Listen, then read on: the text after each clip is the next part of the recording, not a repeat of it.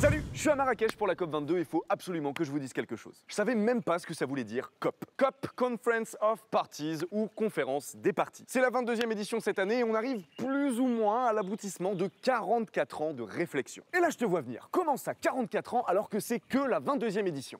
Pose-toi, prends un petit thé à la menthe, souffle et écoute. La première fois qu'on a commencé à parler d'environnement, ça remonte en 1972 lors d'une conférence qu'on finira par appeler le sommet de la Terre. Moi je pensais que le sommet de la Terre c'était l'Himalaya, mais non. 7 ans plus tard, toujours à Genève, bim, première conférence sur le climat. Alors on papote, on décide de créer un groupe chargé d'enquêter sur notre environnement et la pollution. Une enquête digne de l'inspecteur d'Eric, puisqu'il faut quand même attendre 9 ans pour avoir les premiers résultats. En 1988, le GIEC est certain, ça va mal patron, faut faire quelque chose. 6 ans plus tard, en 1994, 195 pays, en plus de l'Union européenne, sont carrément OK pour faire quelque chose contre les problèmes environnementaux. Et là, poup, on accélère le truc car dès l'année suivante, à Berlin, on organise la première COP. La COP 1, c'est cool, c'est amical comme nom, tout le monde est grave chaud pour lutter tous ensemble vers un avenir meilleur. Bref, depuis et pendant toutes ces années, on a signé un bon nombre de protocoles, dont le fameux protocole de Kyoto en 1997. Sauf qu'il aura fallu 9 ans pour le ratifier. Parce qu'à chaque fois, certains pays refusent de ratifier ces protocoles